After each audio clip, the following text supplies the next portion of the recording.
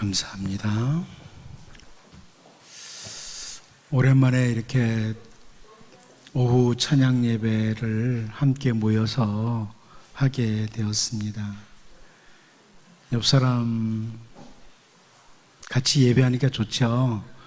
여러분 한번 이렇게 격려하고 좀 축복도 할까요? 잘 견디셨습니다. 수고하셨습니다. 한 가지 더 할까요? 함께 예배함이 기쁨입니다.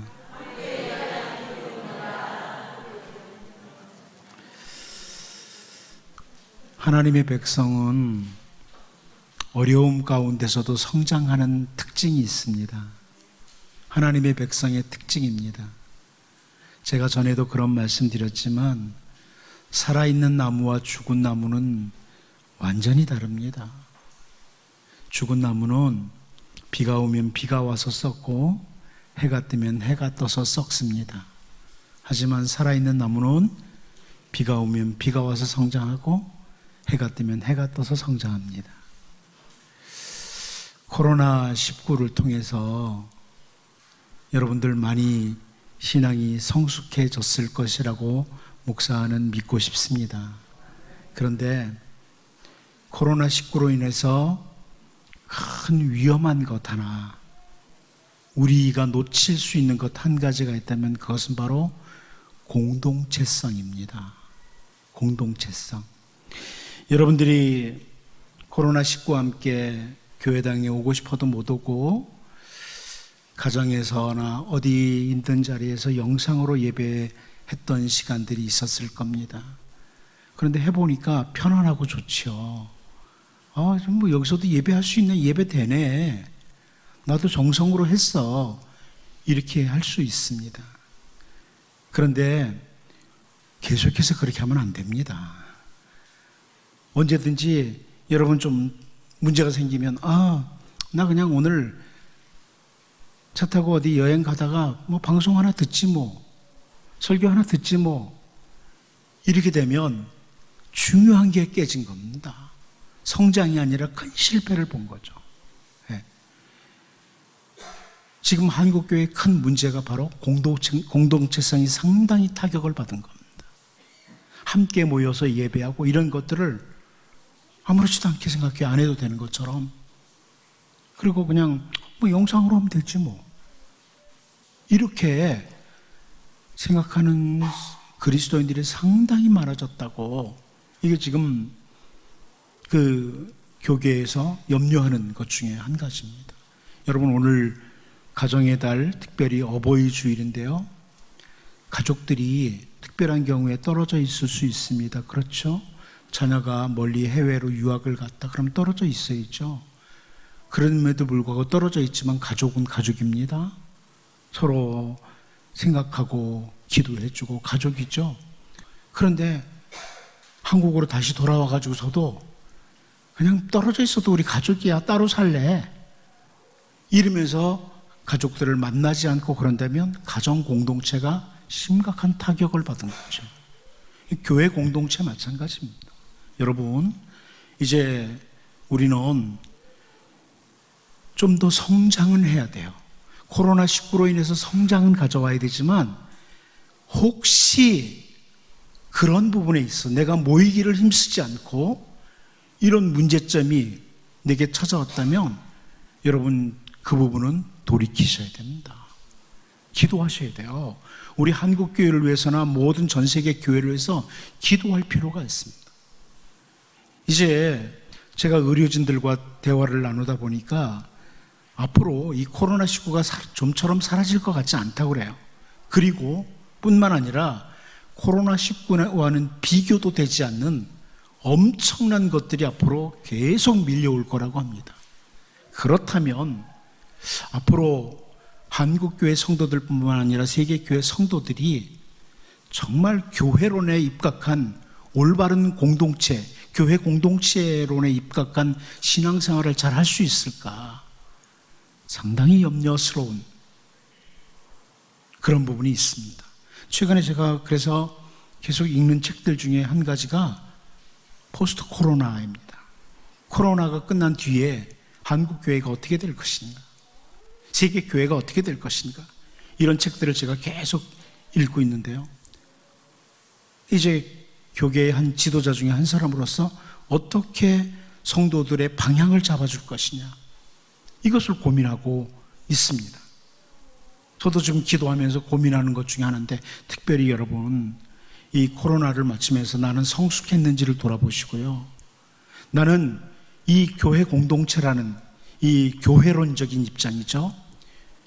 조직신학 우리가 공부하겠지만 교회론적인 입장에서 나는 이 교회 공동체를 어떻게 생각하는가. 나도 모르는 사이에 이제는 여차하면 영상으로 예배 드리면 되고 꼭 교회당에 안 가도 되고, 이런 잘못된 인식이 혹시 조금이라도 들어와 있지 않나. 아니면 히브리서 기자가 말했던 것처럼 모이기를 힘쓰는, 한 번이라도 더 모이고 한 번이라도 더 함께 예배하고 이러기를 원하는지를 돌아보시고, 여러분, 코로나19 뒤에 실패하는 부분보다는 더욱 성장하는 이런 복 있는 성도들이 될 수 있기를 바랍니다.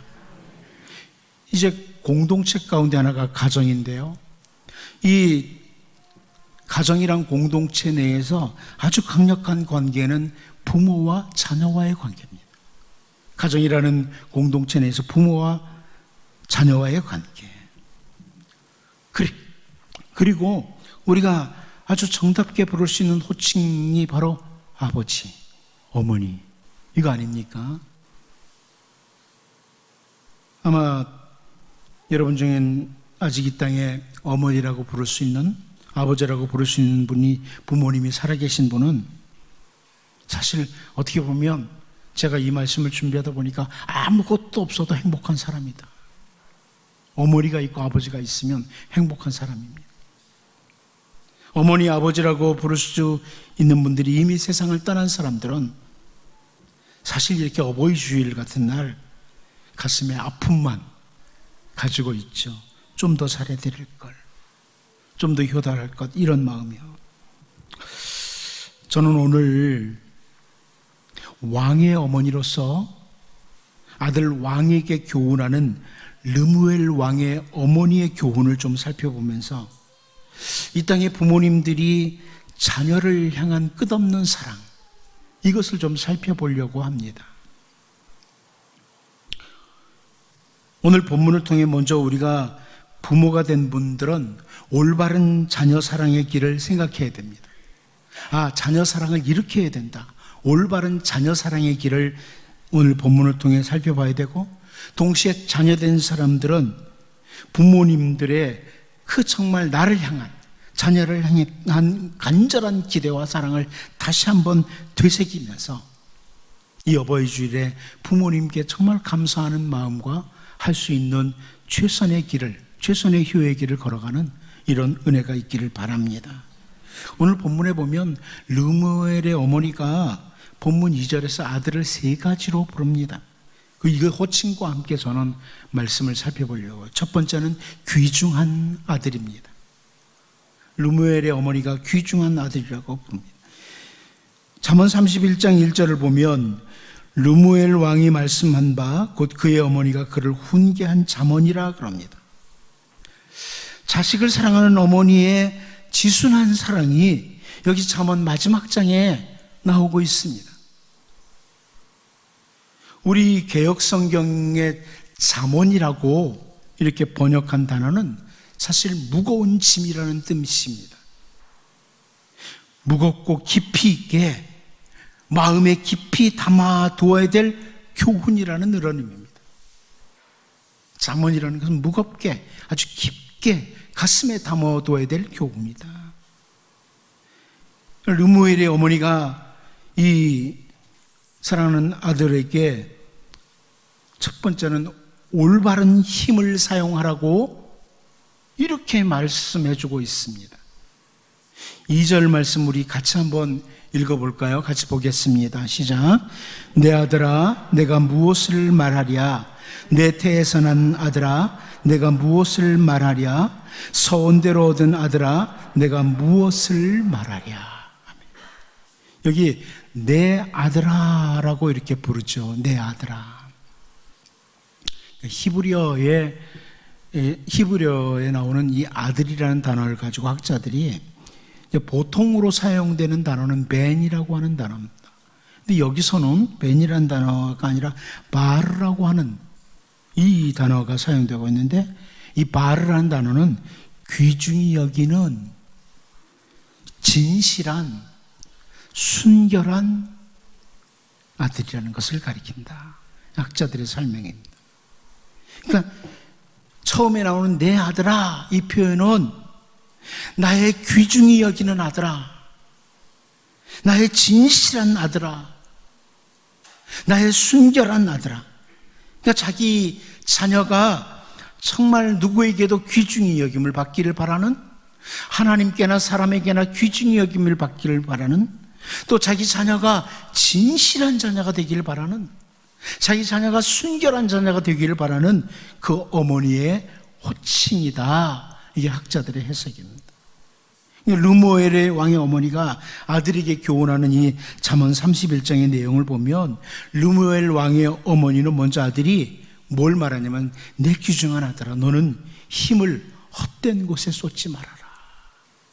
힘을 헛된 곳에 쏟지 말아라. 이렇게 교훈을 합니다. 3절 말씀 보면, 내 힘을 여자들에게 쓰지 말며 왕들을 멸망시키는 일을 행하지 말지어다.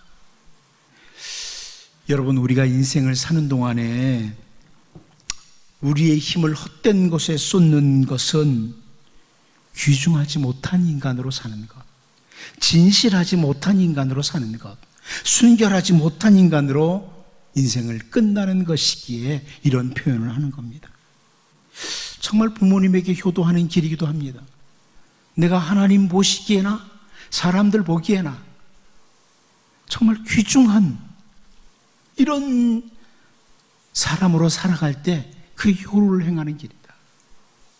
진실한 사람으로, 순결한 사람으로 살아가는 것, 이게 진정한 효라는 것을 르무엘 왕의 어머니를 통해서 우리에게 보여주는 거죠. 그렇게 살기 위해서는 힘을 올바로 사용하라. 여러분, 우리 각자에게는 다양한 힘이 주어져 있습니다. 하나님께서 우리에게 주신 힘들은 참 다양합니다. 그것이 건강의 힘도 되고요, 지식도 있고요, 물질도 있고요, 다양한 힘들이 있어요. 다 나름대로 나름대로 힘이 있습니다.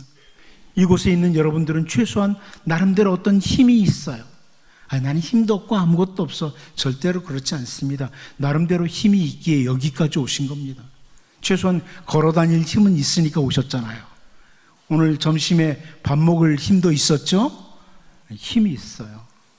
그 나름대로 어떤 힘이 있는데요, 그 힘들을 정말 잘 사용해라. 귀중하게 사용해라. 헛된 것에 쏟지 말아라. 이렇게 권면을 하고 있습니다. 이게 르무엘 왕의 어머니를 통해서 우리에게 보여주는 자녀로서 부모님에게 효를 행하는 길이다, 이 말씀입니다. 힘을 올바로 사용해라. 또 한 가지는, 두 번째는 올바르고 맑은 정신으로 살라고 이렇게 말씀합니다. 여러분, 세상에 사는 동안에 올바르고 맑은 정신을 가지고 살도록 기도하셔야 됩니다. 그게 바로 부모님에게 효를 행하는 길이다. 여기 보면 포도주와 독주, 술을 마심으로 자신을 술에게 빼앗기지 말 것을 교훈하죠. 4절 말씀 보십시오. 르무엘아, 포도주를 마시는 것이 왕들에게 마땅하지 아니하고 왕들에게 마땅하지 아니하며 독주를 찾는 것이 주권자들에게 마땅하지 않도다 그럽니다. 세상의 군왕도 술 먹는 거 옳지 않다는 겁니다. 이렇게 말씀하고 있습니다. 나라를 다스리는 사람이 술에 취해가지고 너무나 소중한 시간을 허비하는 것, 올바르지 않은, 맑지 않은 그런 정신을 가지고 살아가는 것, 그거 옳지 않다, 이렇게 말씀이. 저는 사실 이 잠언 31장 4절을 볼 때마다, 세상의 왕도 포도주나 독주를 마시고 맑은 정신 놓쳐버리는 것 옳지 않다고 하는데, 하물며 세상의 왕보다 더 뛰어난 그리스도인들이 술에 취해서 사는 것, 정말 옳지 않은 일이다. 저는 그렇게 생각을 합니다. 예수 믿는 사람들이 요즘은 술 먹는 게 보통 일이라고 그래요. 그런데 저는 이 구절을 볼 때마다 그런 생각이 많이 들어요. 세상의 왕들도 술 마시지 말라고 어머니가 그래요. 그런데 세상의 왕보다 하나님의 자녀, 만왕의 왕이신 그분의 자녀들, 우리는 만왕의 왕과 함께 왕노릇하는 이런 자녀들인데 우리가 맑은 정신을 놓쳐버리는 것은 정말 잘못된 모습이다. 심지어 술을 어떤 자들에게 주라고 말씀합니까? 6절 말씀을 보면 한번 읽어보실까요? 같이 한번 읽어보겠습니다. 시작.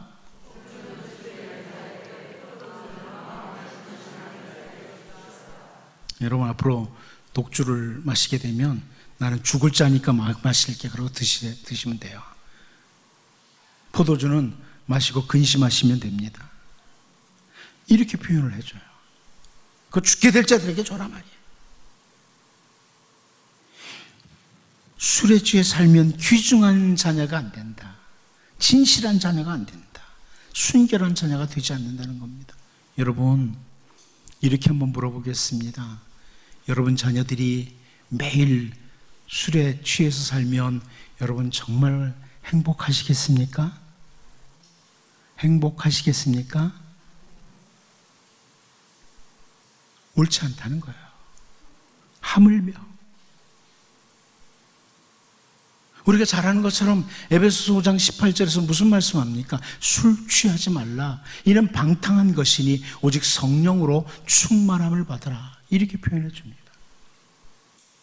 올바른 정신이라는 거예요. 이 구절을 악용하는 그리스도인들이 너무나 많아요. 술 취하지 말라 그랬다고. 하나님의 말씀을 악용하는 모습입니다. 성령의 충만함을 받으라. 술 취하지 말라.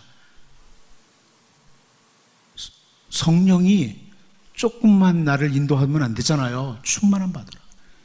반대 말은 술의 인도를 받는 삶을 살아서는 안 된다는 말씀이에요. 술에 취한 흐리멍텅한 정신으로가 아니라 성령이 충만해서 하나님의 백성으로 올바른 정신 가지고 살아라. 이런 말씀이죠. 여러분, 르무엘의 어머니를 통해서 주시는 귀중한 교훈입니다. 혹시 여러분 중에 술을 자주 마시는 분은 이번 어버이 주일에 끊을 수 있기를 바랍니다. 아멘을 아무도 안 하는 게 안 드시는군요. 네. 성령의 충만함을 가지고 살 수 있도록 술이 아니라 성령의 충만함으로 올바르고 맑은 정신으로 사는 것, 이것이 진정으로 부모님에게 효를 행하는 것입니다. 세 번째는 올바른 임무 수행할 것을 말씀합니다. 우리가 부모님께 효도하는 또 하나의 길입니다. 올바른 임무 수행이라. 8절 9절 말씀을 보면 너는 말 못하는 자와 모든 고독한 자의 송사를 위하여 입을 열지니라. 너는 입을 열어 공의로 재판하여 곤고한 자와 궁핍한 자를 신원할지니라. 왕의 자리에 앉아서 군림할 수 있습니다. 하지만 그게 아니라 왜 왕으로 너를 세웠느냐? 백성들을 잘 돈을 버는 것, 왕으로서의 자기 업무에 충실할 것을 지금 르무엘 왕의 어머니가 권면하고 있는 거죠. 자기에게 주어진 그 일들에 충실할 때 귀중한 사람으로, 진실한 사람으로, 신실한 사람으로 살 수 있다. 순결한 사람으로 살 수 있다. 이런 말씀입니다. 여러분, 이게 어쩌면 우리네 부모님의 바람, 우리네 부모님의 교훈이 아니겠습니까?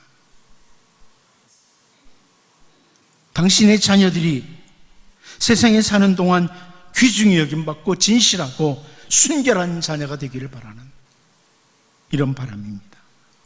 하물며 하늘에 계신 우리 아버지께서 우리에게 어떤 기대를 가지시겠습니까? 하늘에 계신 우리 아버지께서 우리가 귀중히 여김을 받고 진실하고 순결한 자녀들이 되기를 기대하시지 않으시겠습니까? 저는 어버이 주를 맞으면서 우리 하나님의 바람이요 우리 부모님들의 진실한 바람인 것처럼 힘을 바로 사용하고 그리고 올바른 정신으로 주어진 임무에 최선을 다하는 이런 삶으로 하나님께도 또 우리네 부모님에게도 진정한 효를 행하는 이런 주의 백성으로 설 수 있기를 바랍니다. 두 번째는 내 태선한 아들이라고 호칭을 하고 있습니다. 내 태선한 아들이라. 2절을 제가 다시 봅니다. 내 아들아 내가 무엇을 말하랴?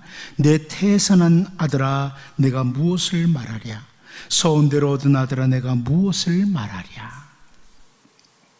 이 르무엘 왕의 어머니가 내 태선한 아들아 이렇게 부르는데요.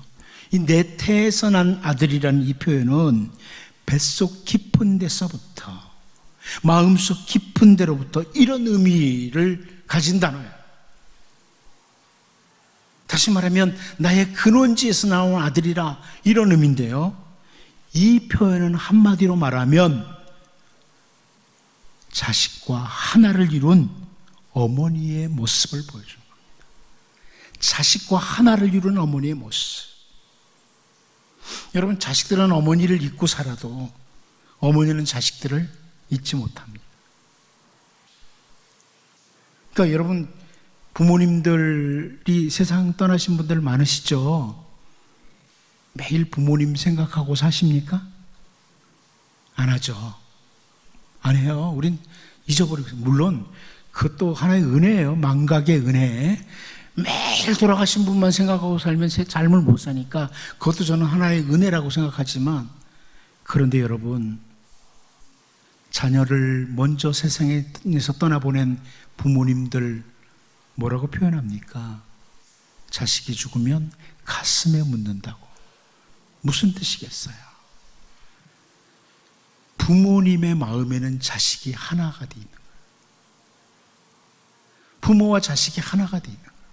그래서 여기 내 태선한 아들아 그럽니다. 자식이 수치를 당하면, 자식이 고통을 당하고 눈물을 흘리고 있으면, 아니 죽음까지도 함께 동참하고 싶어하는, 이게 부모님의 사랑입니다. 우리네 부모님의 사랑이에요. 세상 사람들은 우리가 실패하고 넘어지면 손가락질할 뿐이에요. 하지만 우리네 부모님들은 우리가 실패하고 넘어지면 더 안쓰러워하시고, 마치 당신이 잘못해서 그런 것처럼 그렇게 다가오시는 분들이죠. 이런 부모님의 사랑을 하나님께서 너무나 잘 아시기에 하나님께서 우리에게 내 부모를 공경하라 이렇게 말씀하신 겁니다. 하지만 오늘날 자기의 부모님을 무시하고 심지어 부모님을 부끄러워하고 부모님을 귀찮아하는 자식들이 얼마나 많은지 모릅니다. 심지어 여러분 자주 듣죠. 늙으신 부모님을 내다버리는 자식들. 심지어 그리스도인들 가운데도 산속에 있는 기도원에다 갖다 버리는 그런 자녀들. 양로원에 혹은 멀리 차를 태워 보내버리는 자식도 있다고 합니다. 아니면 지금 함께 살고 있는 것 같은데, 같이 있는 것 같은데 만나기는 하지만 마음으로는 부모님을 버린 자식들도 있습니다. 그러나 부모님은 그러지 않습니다.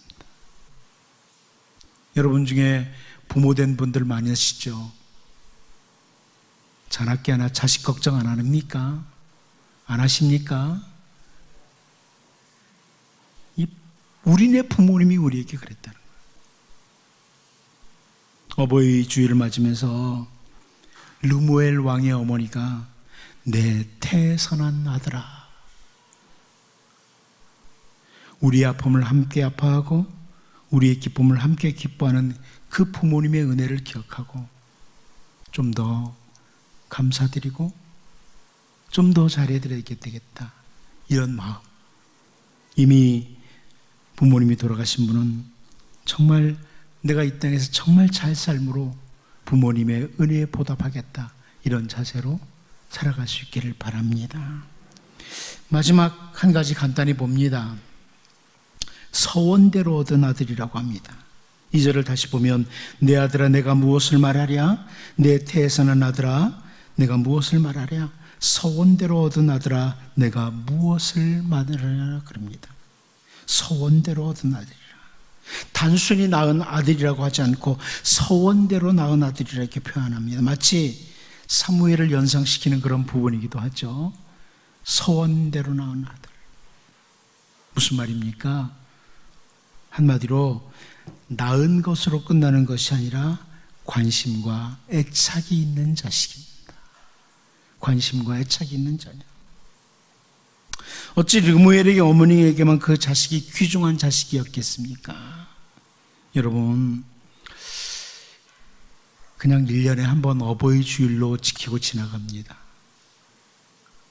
하지만 하나님의 백성인, 최소한 하나님의 백성인 우리들은 부모님의 은혜를 다시 한번 깊이 생각하는, 그리고 우리가 살아야 될 삶을 다시 한번 정리해보는 이런 은혜가 있기를 원합니다. 자식이 잘 되기를 바라는 우리네 부모님의 사랑의 마음 읽으면서 가장 최선의 길로, 특별히 우리네 부모님들이 정말 원했던 귀중한 자녀로, 진실한 자녀로, 순결한 자녀로 살 수 있도록, 그리고 정말 마치 한 몸이나 된 것처럼 우리를 사랑하신 부모님의 은혜를 기억하고 그 부모님의 은혜에 감사하는 마음과 함께 하나님의 백성으로 신실하게 살아가는 이런 우리 모두가 될 수 있기를 바랍니다. 이 시간 같이 한번 합심해서 기도하도록 하겠습니다. 기도하면서 하나님, 부모님을 통해 나로 하여금 이 땅에 살게 하셨는데 그 부모님의 사랑의 마음, 부모님의 은혜를 기억하게 하시고, 특별히 부모님이 오늘 나에게 무엇을 기대하고 바라는지, 내가 귀중한 주님의 자녀로, 진실한 하나님의 사람으로, 순결한 주의 백성으로 힘을 올바로 사용하고 또한 올바르고 맑은 정신으로 주어진 나의 이 땅에서의 삶의 의무에 최선을 다하는 이런 신실한 주의 자녀가 되게 해달라고 우리 이 시간 같이 한번 합심해서 기도하겠습니다. 하나님, 우리 아버지, 이 시간 하나님 앞에 기도합니다. 아버지, 우리 하나님, 아버지 하나님, 정말 하나님의 어버이 주를 맞으면서 하나님 앞에 더욱 하나님 앞에 정말 아름답게 복된 주의 백성으로 살 수 있도록 주님 인도하여 주옵소서. 아버지, 우리 하나님, 아버지 하나님, 하나님의 큰 사랑 가운데 주님의 그 영광 진실하고 아름다운 주, 신실한 주의 자녀로 하루하루 살아가도록 주님 도와주시옵소서. 하나님이여, 부모님의 은혜에 감사하며 신실한 주의 백성으로 서게 하여 주옵소서. 하나님 아버지, 어버이 주를 맞으면서 다시 한번 우리의 모습을 돌아보게 하시고 우리네 부모님들의 간절한 기대와 소망을 기억하게 하시고, 하나님, 르무엘 왕의 어머니의 교훈처럼 우리네 부모님들이 원하는 그대로 힘을 바로 사용하고 올바른 정신으로 올바른 임무를 수행함으로 정말 귀중하고 진실하고 순결한 주의 백성으로 서게 하여 주옵소서. 부모님의 은혜 생각하며 감사하며 주어진 삶을 신실하게 살 수 있도록 도와주옵소서. 예수님의 이름으로 기도하옵나이다.